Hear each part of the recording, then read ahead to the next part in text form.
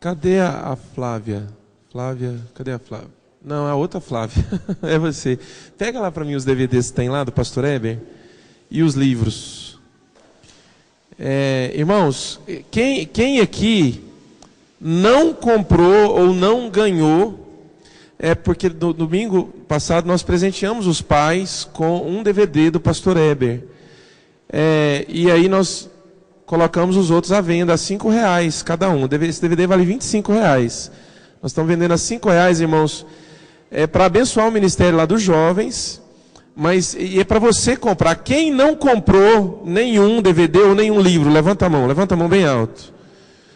Então tá. Então vocês vão agora, depois que terminar aqui, vocês vão comprar, tá? Olha aqui, ó. Entrando em uma nova dimensão no Espírito. Pastor Heber. R$5, irmãos, ó. DVD.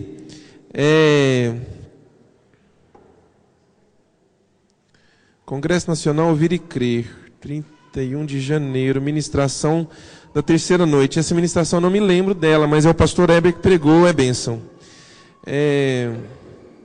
A comunhão com Ele potencializa a sua fé.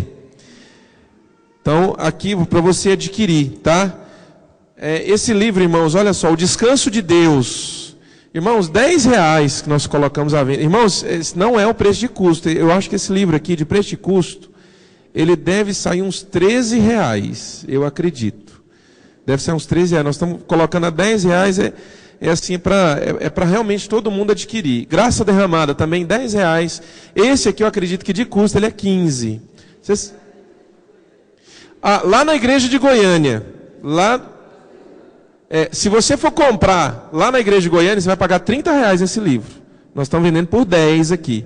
Por quê, pastor? Porque eu quero que a igreja leia esses livros e veja essas pregações do pastor Heber. O Descanso de Deus lá na igreja de Goiânia está quanto, Rodrigo? R$18. Nós estamos oferecendo por 10 aqui, tá?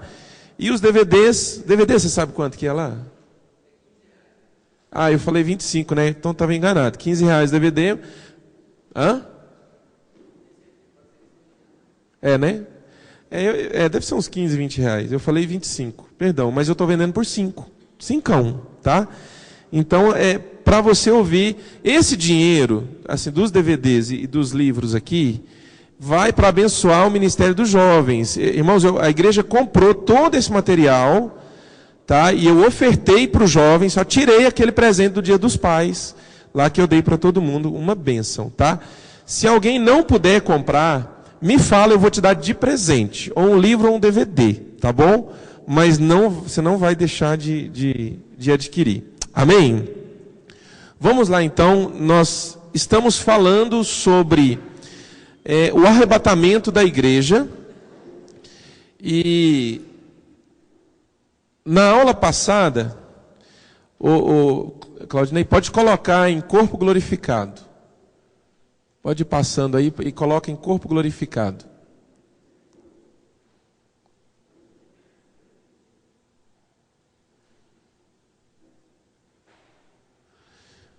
Bom, nós estamos no ponto, irmãos, aonde a igreja ela foi arrebatada da terra. A igreja vencedora. Quem faz parte da igreja vencedora aqui? Amém? Quem faz parte da igreja vencedora? Amém. Amém. Quem faz parte da igreja vencedora aí, irmão? Amém. Glória a Deus. Aí, agora eu gostei. É isso aí. E então nós estamos no ponto onde a igreja é arrebatada da terra. A igreja vencedora. Demos várias características da igreja vencedora, do que é a igreja vencedora. Nós diferenciamos muito bem o que é a igreja vencedora do restante da igreja, né? Do geral da igreja. Aquilo que nós vemos hoje e que nós entendemos que é a igreja, né? Qualquer crente que frequenta uma igreja, vou dizer qualquer crente, mas qualquer pessoa que frequenta uma igreja, então ele é tido como membro da igreja, né? Ele é tido como crente. Para Jesus, ele só é crente de fato se ele recebeu o Senhor Jesus na vida dele, se ele está cheio do Espírito Santo e se ele está vivendo uma vida de santidade, se ele não está misturado com esse mundo, com as coisas desse mundo. Então aí sim, ele é uma igreja vencedora. Essa outra parte da igreja que não se santificou, mesmo tendo exercido ministérios, nós vamos falar muito hoje sobre isso, porque hoje nós vamos falar sobre o tribunal de Cristo. Mesmo tendo exercido ministérios, né? Eles não são igreja vencedora e eles não serão arrebatados porque não cumpriram os requisitos. Todas essas ministrações, irmãos, estão gravadas, tá? Tudo embasado na palavra de Deus. Quem quiser, quem não ouviu, estou vendo vários de vocês que eu sei que não ouviram as outras ministrações, é muito importante você ouvir. Me traz um pendrive, se você tiver aí com você, agora no final do culto eu copio para você todas as ministrações anteriores, desde o início, tá? E nós agora estamos falando... Então, vamos falar agora sobre o corpo glorificado. Que corpo terá aqueles que foram arrebatados? Que corpo terá? Nós falamos desse corpo, na última ministração nós falamos bastante dele. Hoje nós só vamos dar algumas pinceladas, porque o tema da aula de hoje é o Tribunal de Cristo, e eu preciso de um tempo bom para poder ministrar, porque é muito sério, muito forte. Vamos só repassar. O corpo glorificado, ele é um novo corpo que aqueles que vão ser arrebatados, aqueles que serão arrebatados, eles vão receber. É um corpo espiritual, não é mais um corpo sujeito à morte, nem a enfermidade nenhuma, nem a qualquer debilidade. É um corpo perfeito. 1 Coríntios, capítulo 15, versículos 35 a 49, fala desse corpo glorificado. Paulo explica sobre esse corpo glorificado. Então, aqueles que foram arrebatados, e a igreja vencedora que foi arrebatado, e aqueles que ressuscitarão na segunda vinda de Cristo, né?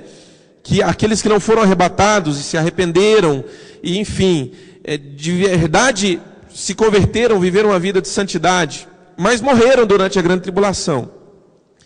E aqueles outros que não foram arrebatados também porque não estavam prontos. Então eles vão ressuscitar na segunda vinda de Cristo, no final da grande tribulação, e eles já terão também o corpo glorificado. Nós vamos dar mais detalhes sobre isso nas próximas aulas, quando nós formos falar sobre a primeira ressurreição. Pode seguir, Claudinei, o próximo item. Será um corpo dado aos crentes no momento da ressurreição. Então, que momento que é esse? Primeiro, no arrebatamento. 1 Tessalonicenses, capítulo 4, versículos de 13 a 17. Ali fala, Paulo está escrevendo para a igreja aos Tessalonicenses. E aquela igreja, irmãos, naquela igreja, vários irmãos haviam morrido igual a maioria das pessoas morre de causas naturais, morre, enfim. E bateu naquele povo uma grande tristeza, assim como bate tristeza em quem perde um familiar querido. E achou-se no coração daquele povo, irmãos, aliás, não se achou no coração daquele povo esperança. Nesse texto, 1 Tessalonicenses 4, 13 a 17, Paulo fala que aqueles que morreram em Cristo, eles vão voltar com Ele. E nós vamos nos reencontrar novamente com aqueles que morreram em Cristo. Então Paulo, no final do texto, fala, consolem-se, pois, uns aos outros com essas palavras. Ou seja, aqueles que morreram, irmãos, morreram em Cristo, nós que cremos em Cristo, vamos encontrar com eles novamente. Amém, irmãos? Irmãos, essa é uma das maiores esperanças do Evangelho, né? Nós vamos estar com eles novamente, nós vamos encontrar com eles novamente. Pensa, irmãos, que festa que vai ser no céu, quando nós encontrarmos pessoas que morreram há anos, ressuscitadas, já num corpo glorificado, você num corpo glorificado. Irmãos, pensa que comunhão maravilhosa que vai ser lá no céu. O segundo momento vai ser no momento da ressurreição dos justos. Lá em Apocalipse, no capítulo 20, versículos de 4 a 6, fala sobre essa ressurreição. Vamos ter uma aula específica sobre ela. Pode colocar o próximo. Que momento que vai ser que nós vamos receber esse corpo glorificado? Então, já falamos. Então, essa parte aí agora, no abrir e fechar de olhos, fala especificamente do arrebatamento. Então o arrebatamento acontece, o tempo em que o arrebatamento acontece, né, vai ser numa fração de segundos. É o tempo de você piscar, né? Você piscou, aconteceu o arrebatamento. Já os mortos ressuscitarão, os vivos serão transformados já nos seus corpos glorificados. 1 Coríntios capítulo 15, versículos 50 a 54 fala sobre isso. Pode seguir agora, porque agora nós vamos para um assunto muito interessante. Esse assunto aqui, irmãos, é de arrepiar. Muito bem. O que vai acontecer logo que a igreja vencedora for arrebatada? No momento do arrebatamento, irmãos, quando a igreja for levada aos céus, aqueles que foram levados, a igreja vencedora, ela vai se encontrar, ela vai estar diante do trono de Deus. Apocalipse capítulo 4, versículo 1. João ouve uma voz: sobe para aqui e te mostrarei as coisas que vão acontecer depois dessas coisas. Falamos bastante sobre isso. Então, João, imediatamente ele se vê de frente diante do trono de Deus. Assim vai acontecer com a igreja vencedora que for arrebatada. O que vem logo em seguida? Vem o tribunal de Cristo. A igreja vencedora, ela vai agora ser julgada. Cada crente que foi arrebatado, ele agora será julgado.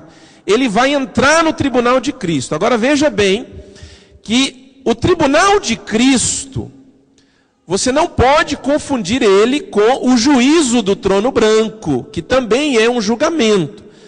Mas o juízo do trono branco é um julgamento para o ímpio, para aquele que não creu em Jesus Cristo, para aquele que não recebeu a Cristo, para aquele que negou o amor de Cristo. Como que se nega o amor de Cristo? De duas formas. Primeiro, negando verbalmente: eu não quero Cristo na minha vida, está amarrado no nome de Jesus, só estou explicando para vocês, mas se diz: não quero Cristo, não quero saber de nada, então negou a Cristo. E qual é a outra maneira de se negar a Cristo? Se nega a Cristo com atitudes. Aquele, por exemplo, que recebeu a Cristo, mas vive numa vida de pecado, ele vive numa vida sem santificação, ele vive uma vida longe das práticas espirituais, ele está negando a Cristo. Então, o juízo do trono branco é para aqueles que negaram a Cristo, para o ímpio. Não vamos confundir com o tribunal de Cristo, porque o tribunal de Cristo também é um juízo, também é um julgamento, mas agora sobre a igreja vencedora, tá? Qual que é a diferença entre os dois tribunais? Primeiro, o tribunal de Cristo não é para definir céu ou inferno. Não é para definir vida eterna ou morte eterna. O tribunal de Cristo é para definir galardão. Estão entendendo, irmãos? Então repete comigo: o tribunal de Cristo é para definir o meu galardão. Porque na verdade você já é a igreja vencedora, você foi arrebatado. Então agora sobre você, querido, é vida eterna. É vida eterna.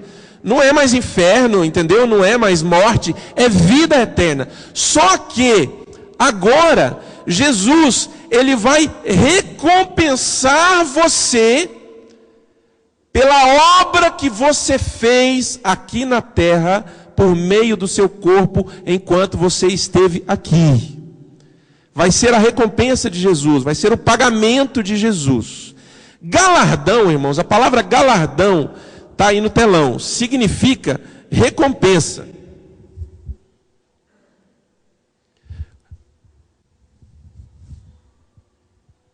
Jesus falou que aquele que oferecesse um copo d'água a esses meus pequeninos, lembra desse texto?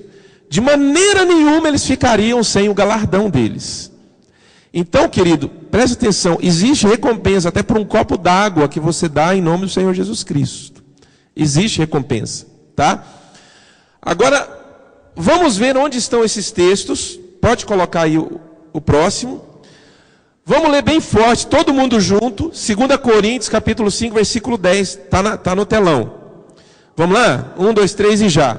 Porque importa que todos nós compareçamos perante o tribunal de Cristo, para que cada um receba segundo o bem ou o mal que tiver feito por meio do corpo.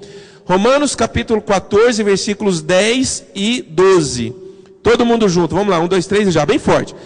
Tu, porém, porque julgas teu irmão? E tu, porque desprezas o teu? Pois todos compareceremos perante o tribunal de Deus. Assim, pois, cada um de nós dará contas de si mesmo a Deus. Nós todos, irmãos, compareceremos diante desse tribunal. Nós todos. E estamos falando, não estamos falando do juiz do trono branco. Estamos falando do tribunal para a igreja vencedora, o tribunal de Cristo. E ali, irmãos, todas as obras que você fez para o Senhor, trabalho para o reino, aquilo que você praticou, elas vão ser julgadas por aquele que é justo. Repara, irmãos, que lá em Apocalipse, no capítulo 4, quando ele vai fazer a descrição do trono de Deus, um pouco mais para frente ali, mais no final do capítulo 4 ali, você vê que do trono sai relâmpagos, vozes e trovões. Quantos se lembram de ler isso lá? Amém. Os outros, por favor, leiam. Irmãos, aquilo dali é o trono de Deus, mas agora, numa visão aonde ele deixa de ser o trono de graça e de misericórdia e passa agora a ser um trono de juízo, de justiça. Então, no tribunal de Cristo, irmãos, não vai haver manifestação de misericórdia. Estão entendendo? Agora veja bem, não se assuste. Não é para julgar você, para mandar você para o inferno. Não, você não vai para o inferno. Você já foi salvo. Você está lá, é vida eterna. Mas a manifestação do juízo de Deus é sobre as obras que você fez para Ele, ou achava que estava fazendo para Ele, entendeu? Aonde Ele agora vai definir qual é a recompensa que cabe a você. Qual é a herança que cabe a você. Tá? Vamos ler mais um texto aqui, pode colocar o próximo. Irmãos, presta bem atenção nesse texto. Eu fiz questão de copiar todos eles no telão, para quê? Para a gente ler todo mundo junto. Eu vou ler, você não precisa ler, você só acompanha com os olhos aí. 1 Coríntios, capítulo 3, versículos 12 a 15. Presta atenção. Contudo, se o que alguém edifica sobre o fundamento é ouro, prata, pedras preciosas, madeira, feno ou palha, manifesta se tornará a obra de cada um. Pois o dia, olha, o dia está com D maiúsculo, isso eu copiei da Bíblia, tá? Pois o dia a demonstrará, porque está sendo revelada pelo fogo. E qual seja a obra de cada um, o próprio fogo aprovará. Se permanecer a obra de alguém que sobre o fundamento edificou, esse receberá galardão. Se a obra de alguém se queimar, sofrerá ele dano. Mas esse mesmo será salvo, todavia, como que através do fogo. Então você vê, querido, que nesse momento no tribunal de Cristo aqui, você já está salvo. A salvação já é garantida ali. Mas agora a obra vai ser julgada. E agora, irmãos, olha só que interessante, porque Paulo vai explicar essas duas categorias de obras. Coloca para mim, por favor, mais as duas, o Claudinei. Olha só. Esse texto não fala de salvação, mas de uma recompensa que será dada baseado naquilo que foi praticado. Então, você vê ali o seguinte: existem duas categorias de obras que nós fazemos, que nós estamos fazendo. Agora, irmãos, presta muita atenção nisso aqui, irmãos, isso aqui é muito sério. Duas categorias de obras. Você vê que existem essas duas categorias pelos objetos e pelos materiais que ele cita durante o texto. Ele fala de ouro, prata, pedras preciosas, madeira, feno e palha. Você vê que são duas categorias de materiais. Ouro, prata, pedras preciosas. São tesouros. Estão entendendo? É uma categoria de obras. Aí ele fala agora madeira, feno e palha. É outra categoria de obras agora. Já não é mais tesouro. Porque o tesouro, ouro, prata, pedras preciosas, querido, elas resistem ao fogo. Elas não perecem. Estão entendendo? Madeira, feno e palha não resistem ao fogo. E se você for a fundo aqui, querido, você vai ver que as obras que nós fazemos, ou é ouro, prata, pedras preciosas, ou madeira, feno ou palha. Tá? Querido, preste atenção. Pode colocar o próximo, Claudinei. Vamos falar de madeira, feno e palha. O que são obras do tipo madeira, feno e palha? Ela tem duas características. Primeiro, elas não cumprem a vontade do Senhor. Presta atenção no que eu falei. É uma obra que você fez para Deus. É uma obra que você fez em prol do reino de Deus. É algo que você fez por causa daquilo que você entendeu que era necessidade. No entanto, não era a vontade de Deus. Não era a vontade de Deus para a sua vida. Naquele momento. Não era a vontade de Deus naquela situação e na circunstância que você estava vivendo naquele momento. Segundo, obras feitas baseadas em princípios de rebeldia e desobediência. Obras feitas baseadas em princípios de rebeldia e desobediência. Irmãos, tem muitas obras para o reino de Deus, trabalho para o reino de Deus, que nós fazemos, que elas têm uma motivação errada. Elas têm uma motivação errada. O que me motiva a fazer aquela obra, a desenvolver aquele ministério, a exercer aquele ministério, é uma motivação errada. É algo errado. Elas não cumprem a vontade de Deus, a vontade do Senhor. Nós vamos ver isso aqui. Ou às vezes elas estão baseadas em desobediência e rebeldia. Irmãos, o que tem de obra sendo feita aqui não é a vontade de Deus. Está sendo feito, irmãos, no nome de Deus, em prol do reino, mas não é a vontade de Deus. E o que tem de obra, irmãos, sendo feita, baseada em princípio de desobediência, de rebeldia, não é brincadeira. Nós vamos ver aqui, Atos 16, capítulo 6. Abre lá comigo, porque esse texto aqui me chamou muita atenção. Esse texto aqui, irmãos, me chamou muita atenção. Eu estava preparando essa palavra, essa ministração, e me lembrei desse texto quando eu estava meditando sobre obras, madeira, feno e palha.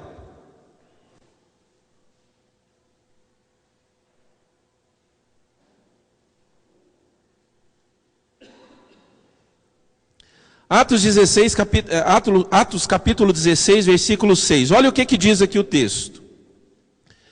Paulo e seus companheiros viajaram pela região da Frígia e da Galácia, tendo sido impedidos pelo Espírito Santo de pregar a palavra na província da Ásia. Olha aqui para mim, irmãos. A Ásia não conhecia o Evangelho.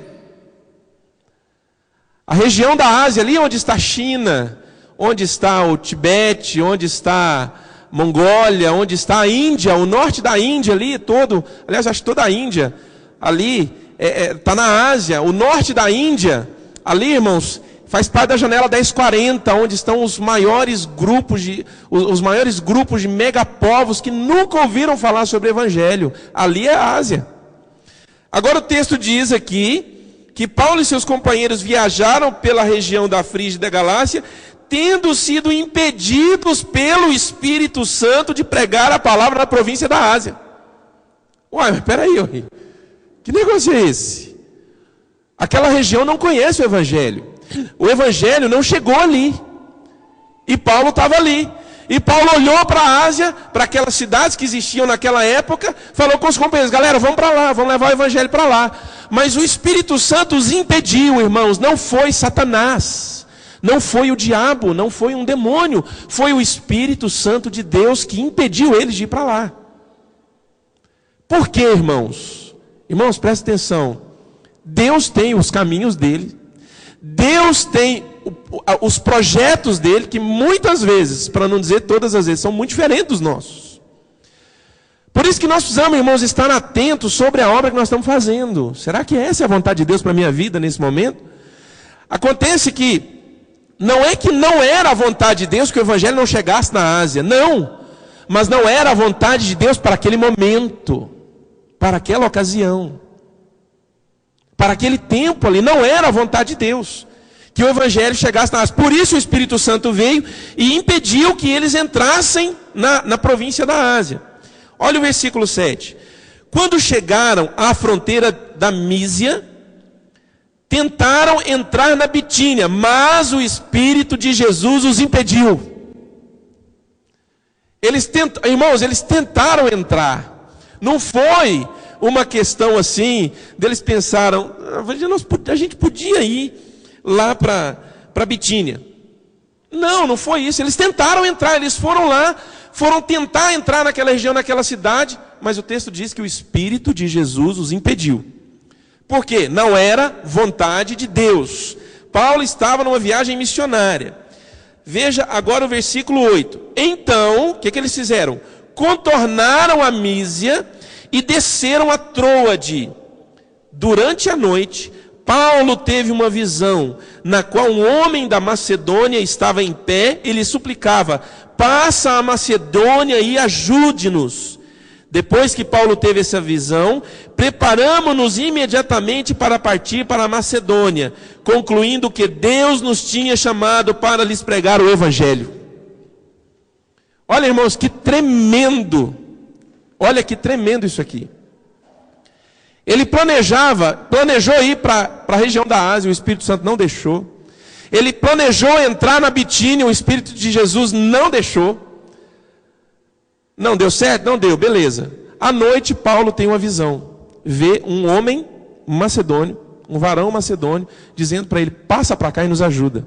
O que ele entendeu? Deus está nos chamando para pregar o Evangelho na Macedônia. Eles foram para a Macedônia, chegaram lá, pregaram o Evangelho. Vocês estão entendendo o que é uma obra feita de acordo com a vontade de Deus? E o que é uma obra que é feita e que não é a vontade de Deus? Vocês estão entendendo, irmãos? Irmãos, aquilo que nós fazemos, nós precisamos buscar direção de Deus. É a vontade de Deus para mim? É a vontade de Deus para a minha vida? É a vontade de Deus para esse momento? Estão entendendo? Aí, irmãos, o que acontece? Nós acabamos fazendo um monte de obras. Sabe, não era a vontade de Deus. E quando Deus não está no negócio, a coisa fica muito clara, porque começa a dar tudo errado.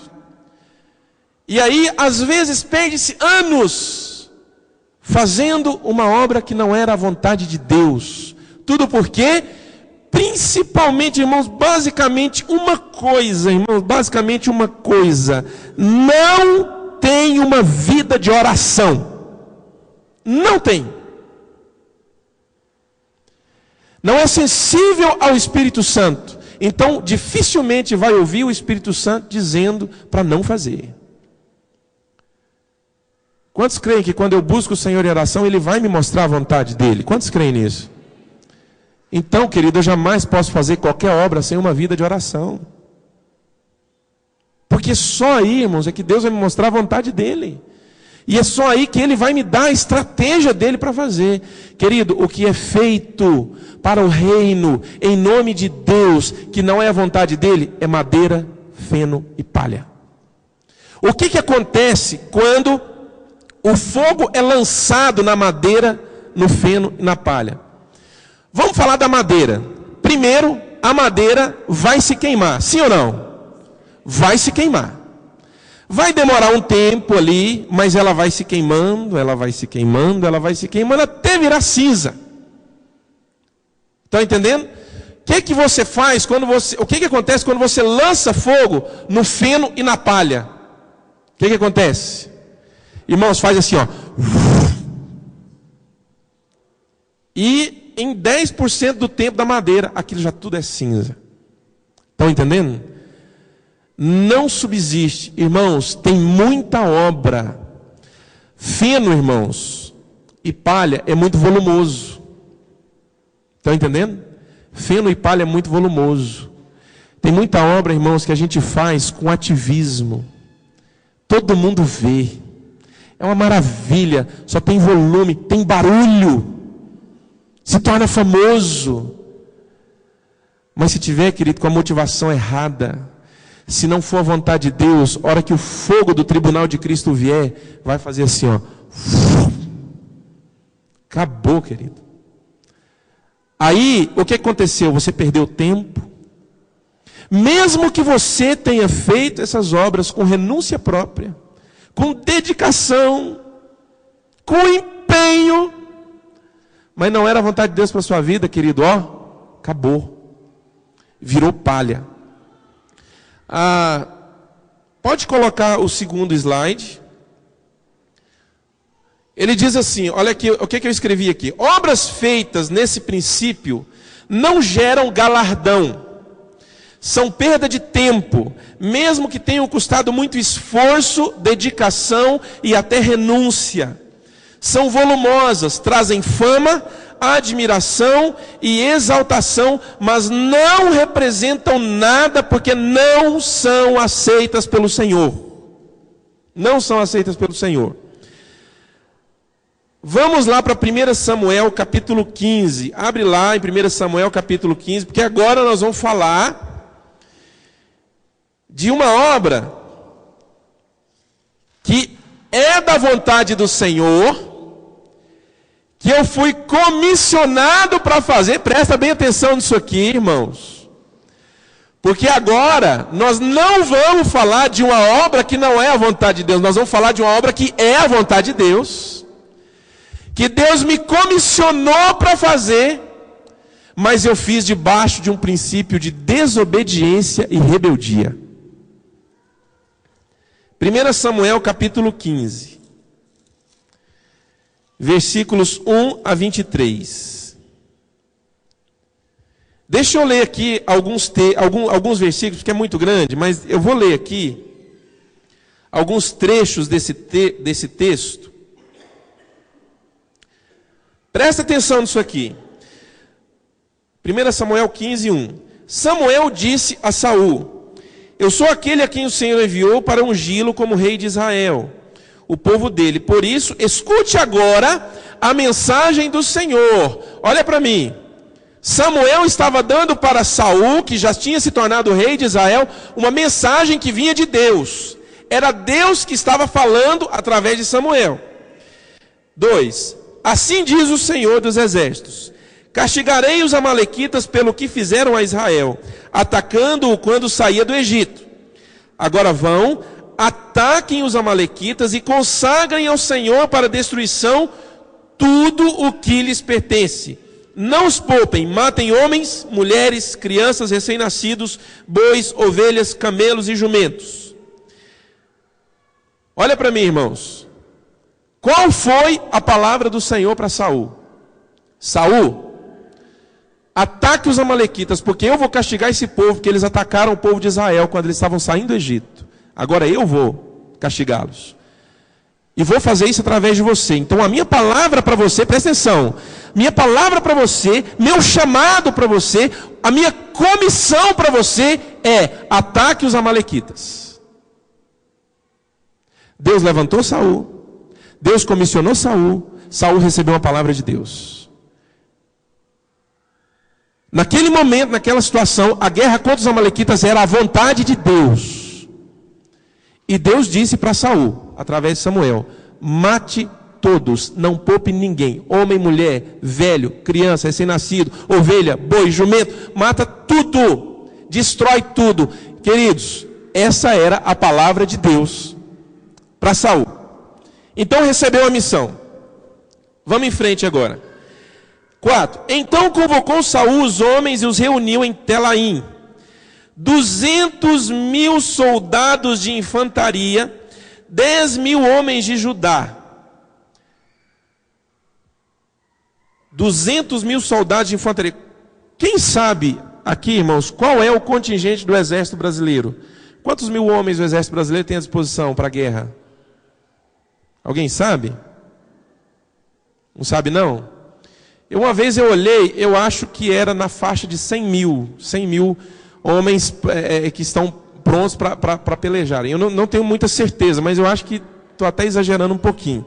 O que eu quero mostrar para vocês aqui, irmãos, é o seguinte: Saul reuniu 200.000 homens.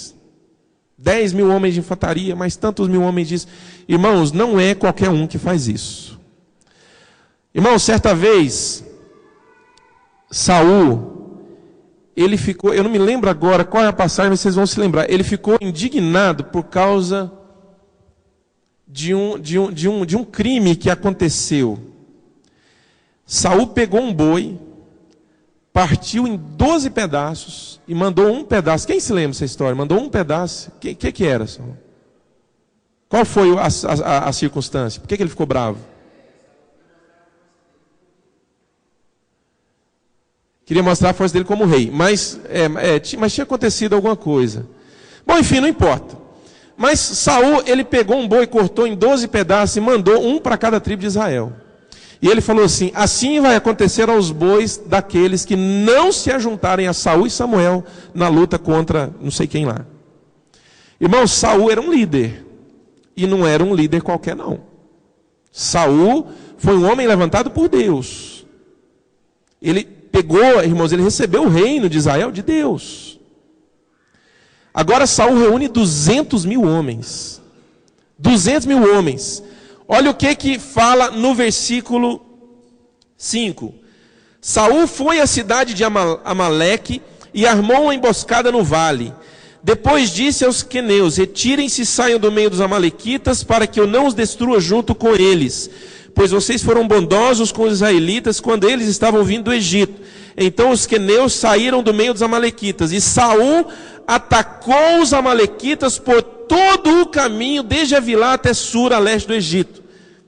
Capturou vivo Agag, rei dos amalequitas, e exterminou o seu povo. Olha só, ele foi, atacou a cidade, matou todo mundo, mas ele deixou vivo o rei. Ele pegou e capturou o rei. Deus não tinha falado para deixar vivo o rei. Estão entendendo? Deus não tinha falado. Era para matar todo mundo. Agora veja o 9. Irmãos, olha o 9. Veja o 9. Mas Saul e o seu exército pouparam Agag e o melhor das ovelhas e dos bois, os bezerros gordos e os cordeiros. Pouparam tudo o que era bom, mas tudo o que era desprezível e inútil destruíram por completo. O que eles fizeram, irmãos? Matou todo mundo, pegou o rei, foram matar os animais. Quando viram os animais, falaram o seguinte: não, vamos fazer o seguinte, porque mais para frente você vai entender isso. Vamos fazer o seguinte, tem uma ideia brilhante. Nós vamos fazer um grande sacrifício ao Senhor. Então, pessoal, vocês vão pegar as ovelhas mais gordas, os bezerros mais gordos, os animais mais gordos, vocês trazem para cá. E nós vamos fazer um grande sacrifício ao Senhor. Irmãos, olha para mim. Foi isso que Deus falou? Foi isso que Deus falou? O que Deus falou? Mata tudo. Agora, olha a intenção do coração de Saul. Ele resolveu fazer um sacrifício, um grande sacrifício para Deus. Aí ele poupa o melhor do rebanho.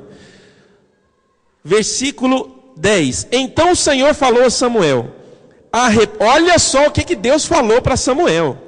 Arrependo-me de ter posto Saul como rei, pois ele me abandonou e não seguiu as minhas instruções. Versículo 13, vamos pular para o versículo 13. Quando Samuel encontrou Saul, Saul disse: o Senhor te abençoe, eu segui as instruções do Senhor. O negócio, irmãos, olha para cá. Deus falou para Samuel: olha, me arrependo de colocar Saul no reino, porque ele não seguiu as minhas instruções. Peraí, Senhor, como não seguiu? Matou todo mundo, destruiu tudo. Não, é claro, só pegou o rei e os novilhos lá, o gordo, mas era para fazer um grande sacrifício para o Senhor.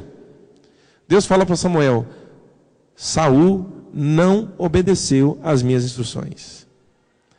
Irmãos, presta atenção, porque agora você vai ver o que a desobediência ela causa.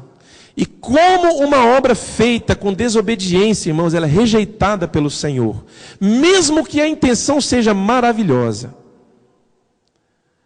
Deixa eu resumir um pouco a história para vocês. Samuel agora encontra Saul. A primeira coisa que Saul fala quando vê Samuel é: cumpri tudo que o Senhor falou. Irmãos, olha para mim. Toda pessoa que anda num espírito de rebeldia, quando ela te vê, quando ela encontra você, ela sempre tem um argumento para justificar a atitude rebelde dela.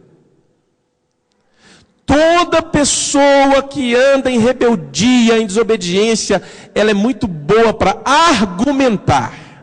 Você fala, ela argumenta. Você fala, ela argumenta. Você dá direção, ela argumenta. Você fala, você confronta, ela argumenta. Ela tem argumento demais, irmãos. Ela tem argumento demais, porque ela sabe que ela está desobedecendo. Mas o argumento é para quê? É para justificar a atitude errada que ela teve. Saul fala para Samuel: cumpri tudinho, Samuel, que o Senhor fez. Versículo 14. Então que balido de ovelhas é esse que ouço com meus próprios ouvidos? Que mugido de bois é esse que estou ouvindo? Respondeu Saul: os soldados os trouxeram dos amalequitas. Eles pouparam o melhor das ovelhas e dos bois para sacrificarem ao Senhor, o teu Deus, mas destruímos todo o restante. Olha para mim, irmãos. Todo rebelde, toda pessoa que anda em desobediência, ela jamais atrai a culpa para ela mesma. Ela sempre vai culpar outra pessoa. A decisão de pegar o rei vivo e trazer os rebanhos foi de Saul. Quando Samuel confronta ele: eu estou ouvindo balido de ovelhas, mugido de bois, o que é isso? Saul fala: não, Samuel, é o seguinte, os soldados trouxeram. Você sabe como que é esse povo, né, Samuel?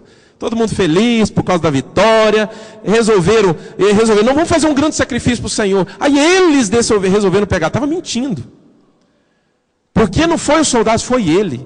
E ele, como rei, diante de uma atitude dos soldados: não, vamos poupar aqui para a gente fazer um grande sacrifício. O que ele tinha que fazer? Não foi isso que Deus falou. Pode largar tudo aí, mata tudo. O rebelde, ele sempre tem argumentos. O rebelde, ele sempre joga a culpa em outros. Irmãos,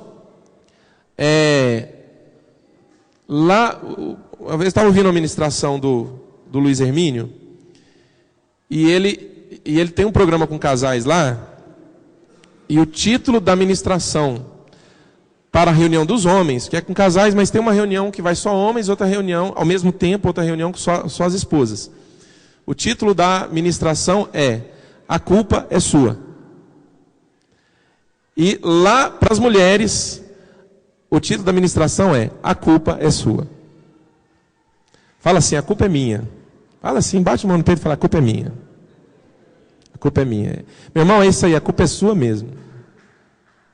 Pode assumir que a culpa é sua. Ah, pastor, mas foi o fulano. Ah, pastor, é meu marido. Não aguento. Meu irmão, ó. A culpa é sua. Rebelde sempre vai jogar a culpa em outro. Vamos aqui, versículo 16. Samuel disse a Saul: fique quieto, eu lhe direi o que o Senhor me falou esta noite. Versículo, vamos aqui, porque aqui agora Samuel vai falar que Deus estava rejeitando Saul como rei, Olha o versículo 20, irmãos, olha que interessante, quando Samuel confronta Saul, olha o versículo 20, ele diz assim: não, Samuel, mas eu obedeci ao Senhor, cumpri a missão que o Senhor me designou, trouxe Agag, o rei dos amalequitas, mas exterminei os amalequitas. Os soldados tomaram ovelhas e bois do despojo, o melhor do que estava consagrado a Deus para destruição, a fim de sacrificarem ao Senhor, o seu Deus, em Gilgal. Ele continua argumentando naquela mesma situação, não foi os soldados. Mas agora, peraí, porque a gente queria fazer um grande sacrifício para o Senhor. Irmãos, olha só agora a palavra de Deus para Saul através de Samuel. Samuel, versículo 22. Samuel, porém, respondeu: acaso tem o Senhor tanto prazer em holocaustos e em sacrifícios, quanto em que se obedeça a sua palavra?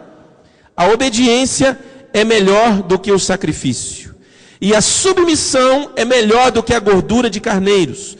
Pois a rebeldia é como o pecado da feitiçaria, e a arrogância como o mal da idolatria. Assim como você rejeitou a palavra do Senhor, ele o rejeitou como rei. Olha para mim, irmãos. Nós às vezes, irmãos, apontamos o dedo para feiticeiro. A gente vai orar com pessoas, a gente quebra obras de feitiçaria, de macumbaria. Sim ou não? Quantos já fizeram isso aqui? Levanta a mão, quantos já fizeram isso aqui? Eu faço muito isso, isso tem que ser feito mesmo. Quando Deus te dá uma direção, tem obra de macumbaria, tem obra de bruxaria, tem que orar e quebrar mesmo, em nome de Jesus, e quebra. Porque o nome do Senhor Jesus é poderoso. Só, irmãos, o que o texto fala? O texto fala que a rebeldia é igualzinho o pecado da feitiçaria. Então, quem sabe, a gente está orando para quebrar a feitiçaria, a macumbaria, vamos orar para quebrar a rebeldia também, que é a mesma coisa, o pecado é o mesmo. Olha, irmãos, tanto que isso é forte. Estão entendendo? Para Deus, querido, rebeldia, desobediência é igualzinho feitiçaria. Um feiticeiro que chegou na igreja. Meu Deus, o feiticeiro chegou na igreja. É?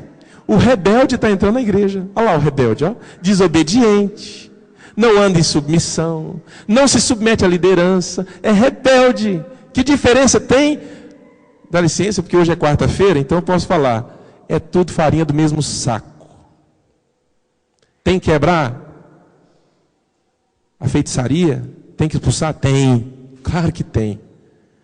Mas tem que quebrar a rebeldia também, irmãos.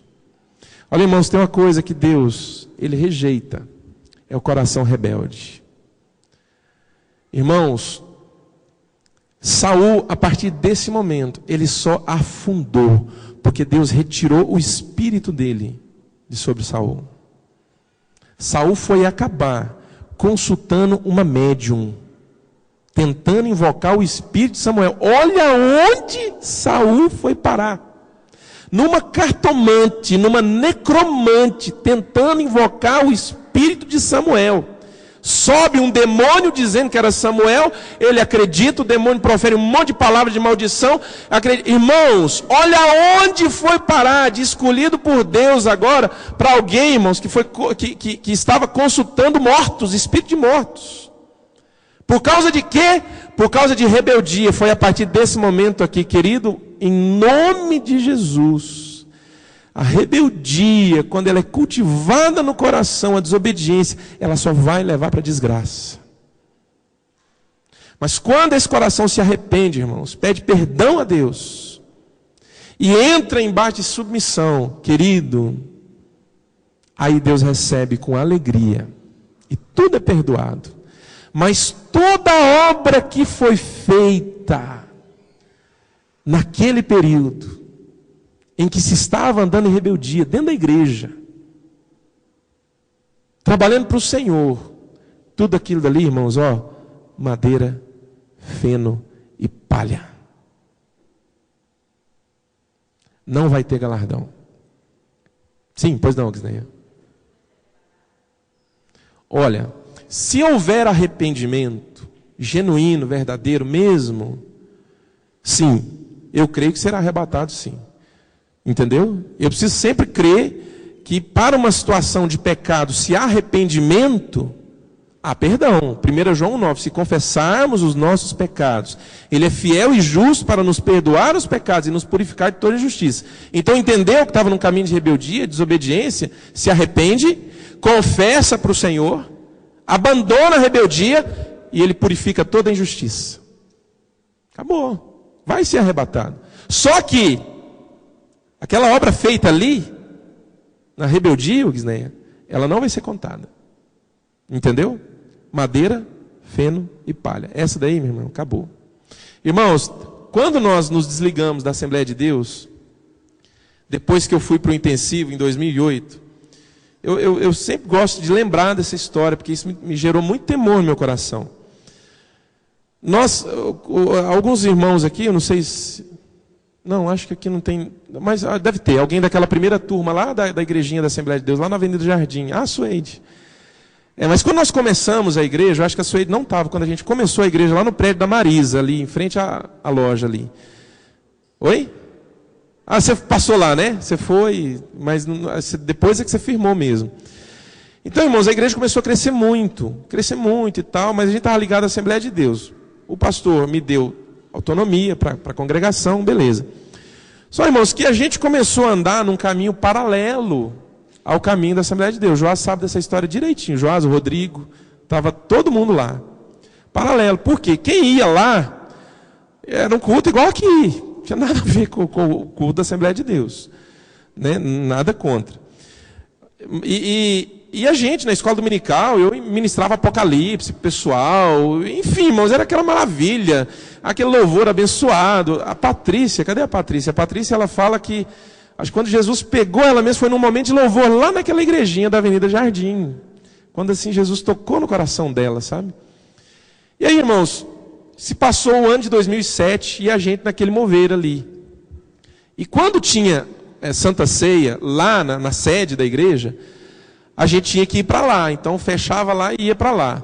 Irmãos, era uma reclamação geral. O pessoal chegava em mim e falava, pastor, tem dó, não tem nada a ver com a gente, é totalmente diferente. Eu falei, irmãos, tem que participar.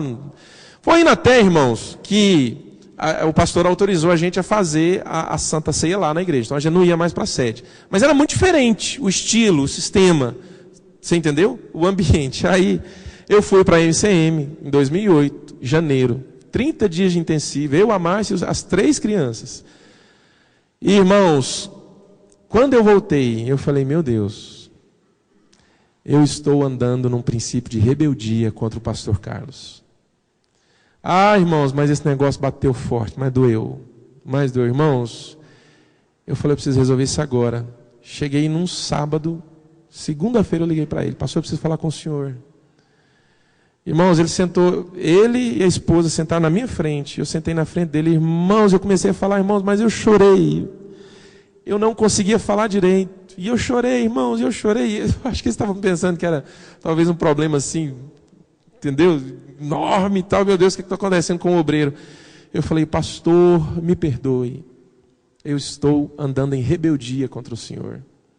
Mas, irmão, o que é isso? Eu falei, pastor, que não tem nada a ver com a direção que o senhor tem, com os programas que o senhor tem, a gente nunca entra debaixo. Aqui é outra igreja. Isso está errado, pastor, por favor, pastor, me perdoe. Irmãos, ele me perdoou, me abençoou. Eu falei, pastor, eu preciso seguir meu caminho.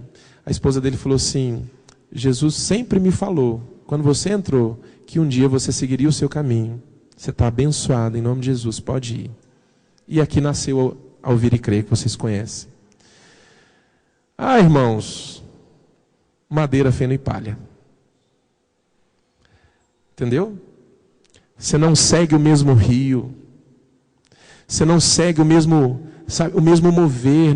Eu não estou dizendo hoje que a igreja aqui em Mineiros, ela precisa ser igualzinha à igreja de Goiânia, do pastor Éber, ou igualzinha à igreja de Montes Belos, do pastor Divino. Não tem que ser.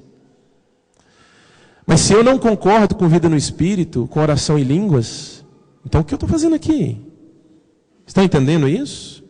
Se eu não estou debaixo, irmãos, do mesmo mover, o que eu estou fazendo aqui? Está errado, estou andando na rebeldia. Estão entendendo? Por que eu estou aqui? Porque eu creio nessa visão. Preciso mergulhar nela, irmãos, muito mais do que eu já mergulhei em toda a minha vida. E quero e vou fazer isso. e tenho feito isso. Mas, irmãos, eu não posso sair. Se eu sair, irmãos, eu vou estar andando em rebeldia. Estão entendendo? Querido, toda obra feita em rebeldia, ela é rejeitada pelo Senhor. Isso que é madeira, feno e palha. Pode colocar o último para a gente encerrar? Ouro, prata e pedras preciosas. Obras feitas da maneira correta. Que maneira correta que é essa? Vamos abordar aqui alguns pontos que vão mostrar que a obra que está sendo feita é correta. Correta. Primeiro, está debaixo de um princípio de submissão e obediência a uma liderança. Primeira coisa, tem que estar debaixo de uma cobertura, tem que estar debaixo de submissão a uma autoridade, irmãos. Irmãos, tudo que nós temos feito está debaixo de submissão e autoridade. E não é para me gabar disso não, porque eu não me gabo disso, muito pelo contrário, às vezes não é fácil, mas, irmãos, submissão, eu não abro mão disso. Na minha vida pessoal, no meu ministério, não abro mão disso. Tem que estar debaixo. Segundo, você foi comissionado para isso? Terceiro, é a vontade de Deus para você? Essas três coisas, irmãos, determinam uma obra feita num princípio correto. Essa obra aí, querido, é ouro, prata, pedras preciosas. Aí pode vir o fogo, que não vai perecer, vai permanecer. Aí tem galardão, tem recompensa e tem herança. Irmãos, todos aqueles que se submetem, eles nunca, repete comigo, nunca, mais uma vez, nunca, eles nunca vão perder. Nunca, eles só vão ganhar. Só vão ganhar. Ouro, prata e pedras preciosas, obras feitas da maneira correta. Primeiro, não são volumosas, porém não são consumidas pelo fogo. Imagina um monte de madeira, feno e palha, imagina um monte de ouro, prata e pedras preciosas. A diferença de tamanho. Entendeu? Um é pequenininho aqui, o outro é aquele amontoado. Chega, Senhor, eu trouxe as minhas obras para o Senhor. Ajuda aqui, aquele monte de coisa. Você joga lá madeira, feno e palha. Aí chega o zelador da igreja, que nunca teve oportunidade de estudar. O ministério dele é limpar a igreja. Aí ele chega com a bolsinha do lado. Senhor, está aqui as minhas obras. Ouro, prata, pedras preciosas. Está entendendo, irmãos? Irmãos, presta atenção numa coisa aqui. Não é a quantidade de coisas que você faz, mas é a fidelidade ao chamado, à vontade de Deus. Quantos entenderam isso? Não é a dimensão, não é o volume, mas é o propósito de Deus. Eu estou cumprindo meu propósito? Amém, eu estou cumprindo meu propósito. O pastor, ele está pastoreando a igreja que tem 10 membros, é o propósito de Deus, glória a Deus, é o propósito de Deus ali, ouro, prata, pedra preciosa. O outro pastor está pastoreando a igreja de 5.000 membros, é o propósito de Deus para ele, glória a Deus, ouro, prata e pedras preciosas. Não é o propósito de Deus para ele, não, madeira, feno, palha. Ah, mas que isso? 5.000 membros? 10 membros? Querido, não é a quantidade, não é o volume, é a fidelidade. Não são volumosas, porém não são consumidas pelo fogo. São feitas com obediência, cumprindo a vontade do Senhor. Essas são as que geram galardão, a nossa coroa. Apocalipse 2, 10 e 3 e 11. 2, 10 diz assim: ser fiel até a morte e dar-te-ei a coroa da vida. Apocalipse 3, 11. Diz aí em Apocalipse 3, 11. Apocalipse 3, 11. Venho em breve, retenha o que você tem, para que ninguém tome a sua coroa. Amém, querido? Perguntas? Sim.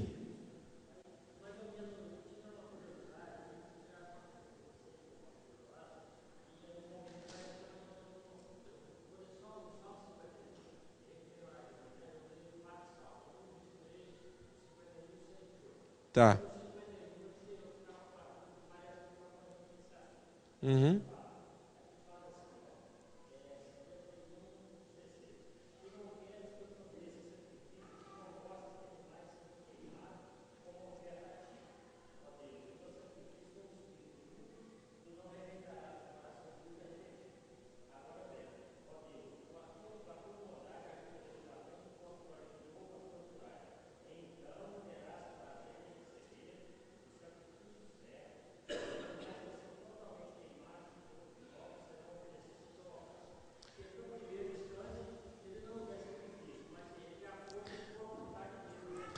Para Deus, eu entendi o que você falou. Vou resumir isso aqui numa frase. O que importa para Deus é muito mais um coração quebrantado do que o sacrifício.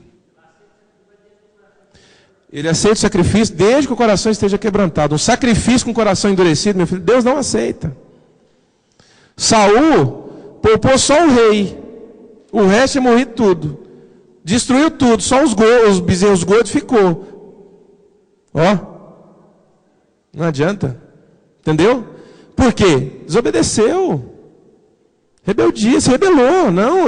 Quando você desobedece ao Senhor, querido, isso é rebelião. Entendeu? Então o que importa para Deus é o coração quebrantado. O sacrifício com o coração quebrantado, aí ele recebe. Mas o sacrifício maior do mundo com o coração endurecido, não aceita.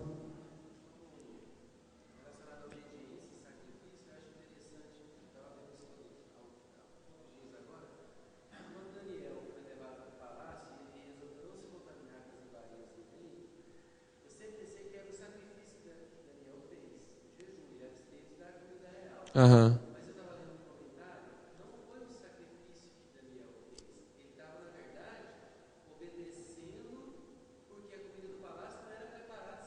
Segundo os rituais, isso, exatamente. Ele estava obedecendo a Deus.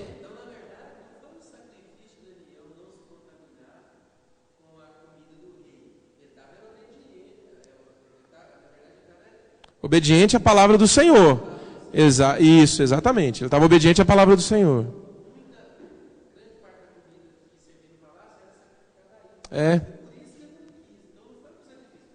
Eu também já li esse comentário, eu achei muito legal, achei interessante mesmo. Sim, Eliane.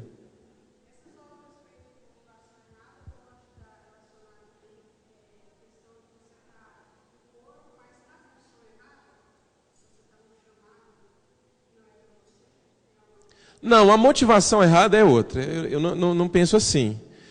A motivação errada é o seguinte: quando você quer fazer por competição, quando você quer fazer por aquele sentimento de obrigação, mas que não é por um entendimento do que a palavra de Deus diz a esse respeito. Por exemplo, hoje eu sinto uma obrigação de levar o evangelho no norte da Índia. Por quê? Porque eu tive um entendimento pela palavra, entendo que é um chamado de Deus para a minha vida. E para esse ministério, para essa igreja aqui. Ouvir e crer mineiros. Irmãos, eu conversei com o pastor Heber.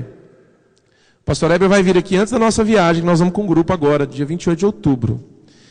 E o pastor Heber vai trazer, irmãos, o entendimento de Deus que ele teve numa conversa que nós dois tivemos. Eu passei isso tudo para o Joás. Sobre esse ministério de levar o evangelho para o norte da Índia. O pastor Heber fez, sabe o que o pastor Heber fez com esse ministério da Índia? O pastor Heber fez assim, irmãos, abraçou a causa. Falou, isso é nosso ministério. Eu falei, amém, pastor. Todo o congresso Ouvir e Crer agora, nós vamos ter um tempo para estar falando da Índia e ministrar para pastores falando sobre a Índia, irmãos. Estão entendendo? Então, a motivação errada, Eliane, é aquilo que você faz, por exemplo, por competição. Você entendeu? É aquilo que você faz por inveja. É aquilo que você faz porque outros estão fazendo. Está entendendo? E, ótimo isso aí, desejando reconhecimento humano. Você entendeu? Desejando reconhecimento humano, você quer ser exaltado, você quer que as pessoas te olhem, te falem, entendeu? Tem pessoas que os ministérios que cabem para elas são ministérios no altar. Por que no altar?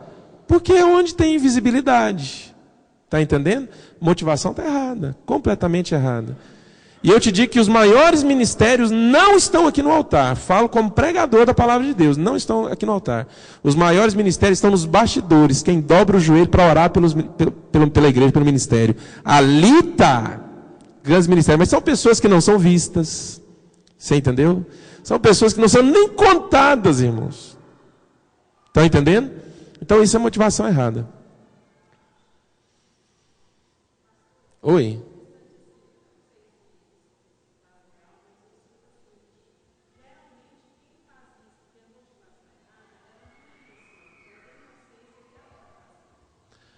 Provavelmente tem.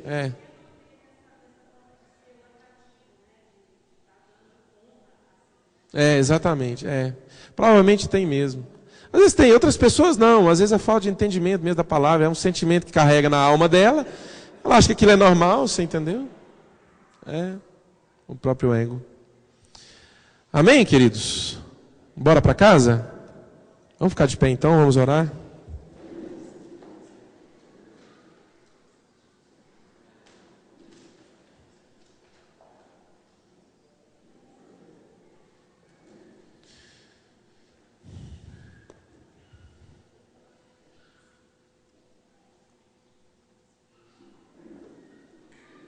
Pai, te louvamos, te adoramos, por essa palavra que nos trouxe um entendimento tão claro sobre o tribunal de Cristo.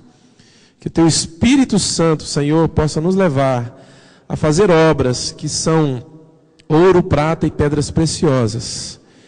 E em nome de Jesus, que na nossa vida não seja encontrada, Senhor, madeira, feno e palha. Que nós possamos estar glorificando o teu nome, Senhor Deus, pela fidelidade ao chamado, à comissão do Senhor para a nossa vida. Em nome de Jesus Cristo. Amém, Senhor. Qual que é o final do tribunal de Cristo? O final do tribunal de Cristo é o galardão que você recebeu.